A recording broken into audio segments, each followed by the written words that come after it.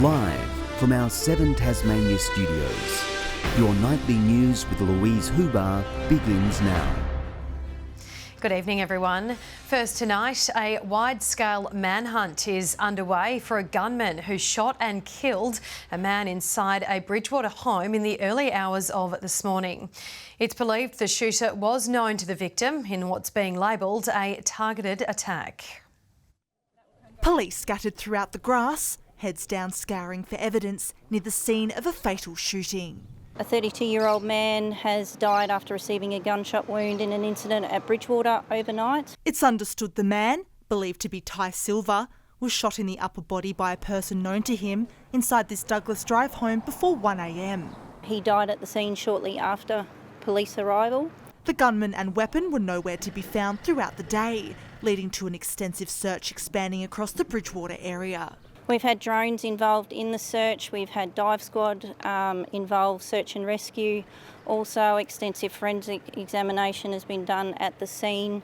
7 Tasmania News spoke to a neighbour who didn't want to be identified. She told us she heard a loud bang, realised someone was dead once police showed up, and is now feeling nervous and on edge. Our investigations indicate that this was a targeted attack. There is no immediate threat to the community. A man and woman believed to be linked to the incident are in custody, assisting police with inquiries. Anyone with information is urged to contact Crime Stoppers. Ruby Kamain, 7 Tasmania News. A Tasmanian man is in a serious condition after crashing a motorbike last night. Emergency services were called to Mornington Drive in Ravenswood at around 7:15 after the rider lost control of his bike. The man in his 30s was taken to the Launceston General Hospital. Anyone who saw him travelling in the area is urged to contact police. Another Tasmanian hospital has been struck by a COVID emergency with 2 patients testing positive to COVID-19.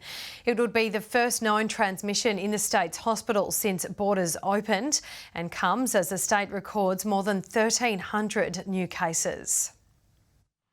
The Mersey Hospital is in the grips of a COVID crisis, with 2 patients testing positive. The pair moved to the Northwest Regional Hospital and 5 other patients are isolating. We are not accepting further admissions to or transfers from the ward at the Mersey, and the ward is closed to visitors until the situation has been fully investigated and assessed. No staff have been classified as close contacts or found to have caught the virus. 2 people in Tasmania are now being treated in ICU for COVID. One is stable and one is not stable. That battling patient is being supported on a ventilator. In total, 12 people are being treated in hospital for COVID and another 13 are being treated for unrelated medical conditions. Over half of all patients are above the age of 70. We would expect further hospitalisations in the coming days because it's been the experience of every jurisdiction. Outpatient services will soon be moved to Hobart City Hall. This is a long-standing provision. It was used with swine flu back in 2009. We're seeing a range of services across our health system impacted, despite the government saying we were prepared. There's also new rule changes at our borders. From midnight, vaccinated travellers arriving here will no longer need to register their travel or show a negative test result. The mask wearing, the testing and quarantining are all part of the transition period to when in coming months at the appropriate time we'll be able to live our lives more normally. The Premier said parents will learn more about the return of public schools later this week, while Catholic Education Tasmania say their approach will mirror those plans. They've given us a generous funding allocation to provide for ventilation, to provide for sanitation of surfaces, to provide for outdoor learning provisions wherever possible. Labor is asking for regular rapid testing of teachers to be factored in at all schools. Will Tasmanian families and school staff have to start sourcing their own so that they can be assured when they're on school sites that they've done everything they can to prevent community transmission? While unions are calling for more rapid tests for workers in every industry. If employers don't meet their obligations to keep workers safe at work, we'll do whatever's necessary to make sure workers are safe. Josh Duggan, 7 Tasmania News. They play hard on the field, but Australia's cricketers may have played a little too hard off it. Video has emerged of the early morning celebrations at Hobart's Crown Plaza. Police called in to move the Aussies on just after 6 a.m. We got Nathan Lyon, Carey, Anderson. Lyon and Carey still in their whites while the England captain was drowning his sorrows. Tasmania Police say they were responding to reports of intoxicated people in a hotel function area. Doctors are seeing an increase in the number of e-scooter related injuries a month into the year-long trial, with concerns that riders will begin to clog up emergency departments. One Hobart alderman believes the scooters aren't regulated heavily enough and would like to see new rules imposed. They might seem like a bit of fun for some, but videos like this are a startling reminder of the serious dangers of e-scooters. These are not toys, and our roads and footpaths are not there for people to have a little bit of social fun. An urgent care centre in Launceston treated 2 riders this afternoon for knee and wrist injuries. I saw my first fracture, significant fracture on the weekend from an e-scooter, which will require orthopaedic follow-up. Anecdotally, we're also hearing from other practices that they're starting to see patients with soft tissue injuries from e-scooters as well. There are concerns both private and public emergency departments will be placed under greater strain. All clinics are seeing an increase in numbers through COVID, and this will just further impact on the pressures that we're feeling at the moment. Hobart Alderman Marty Zuko is calling for the rules to be changed to protect pedestrians. I want them removed from footpaths. I believe that we should go down the track of maybe even upping the age so that it's either a person who has a learner's licence or a licence can only utilise these vehicles on the road. He says he's fed up with seeing people misusing them. There are children using milk crates to have a little bit more fun on them. There are families who have 2 or 3 with an adult and 2 children on them. Tasmania Police says 26 infringement notices have been issued since December 17, while Launceston has handed out 6. Beam, one of the 2 companies operating the e-scooters in Tasmania, says with a tiny minority of trips that result in incidents, we investigate them all and work closely with the police to enforce safe riding. One Neuron states it puts safety first, recently deploying roving safety ambassadors who have been engaging with riders on Friday and Saturday nights to encourage safe riding. Letitia Wallace, 7 Tasmania News. After just a few months of operations, a Hobart Ferry service will keep sailing beyond its 12-month trial end date. The Derwent Ferry, which travels between Hobart and Bellerive, took to the waters in August.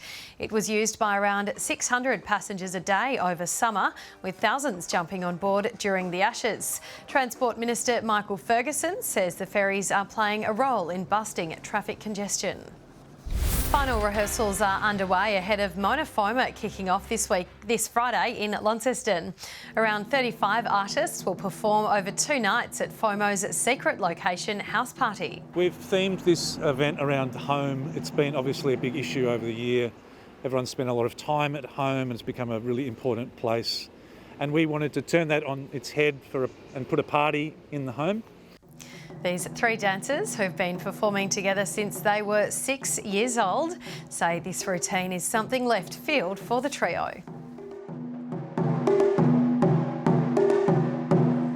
Completely new. We usually, classical ballet, we do jazz, a bit of contemporary, but never with drums before. So we've taken a different style on, I think, with the classical elements of our dancing, but then, the more contemporary drumming, which is really cool.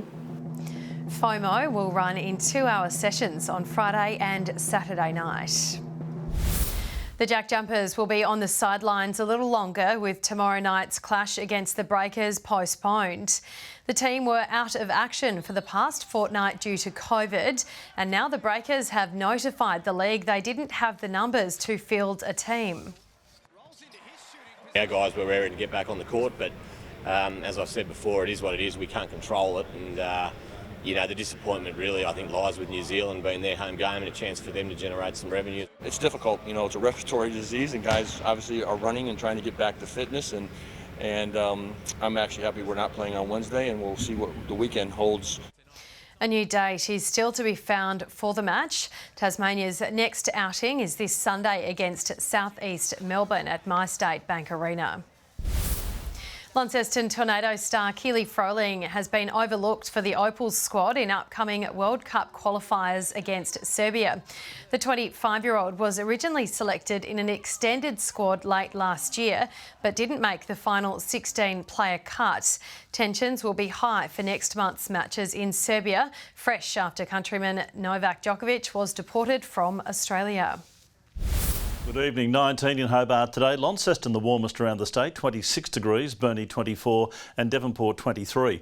Bushy Park, Friendly Beaches and Lowhead 22, St Helens and Flinders Island 21, King Island 19 and Strawn 18 degrees. A fair bit of cloud about today and a few showers over the west early and a touch over the east later in the day. Low cloud is over the Bight and the coastal fringes, an extensive area of cloud over central and eastern Australia and a few thunderstorms over the tropical north.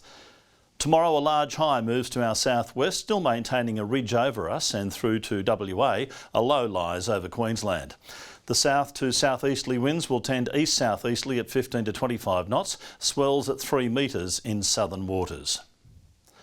Hobart a partly cloudy 20 tomorrow. Geeston the same, 21 the top though, and 21 as well for Bothwell. Launceston a high of 25 and mostly sunny, partly cloudy for Devonport, 22 and 25 for Cressy. Burnie expecting 21 and partly cloudy. Sunny for Strawn, 23 the high, 22 the top for Curry on King Island. 20 for St Helens, a cloudy day in the east. Swansea 20 as well, and Orford completing the trifecta. UV at a maximum of 11 tomorrow and extreme. A fine, mostly sunny day ahead on Thursday, generally light winds. A bit warmer on Friday, Hobart 25, Launceston 29, and on Saturday the fine warm to hot conditions will prevail.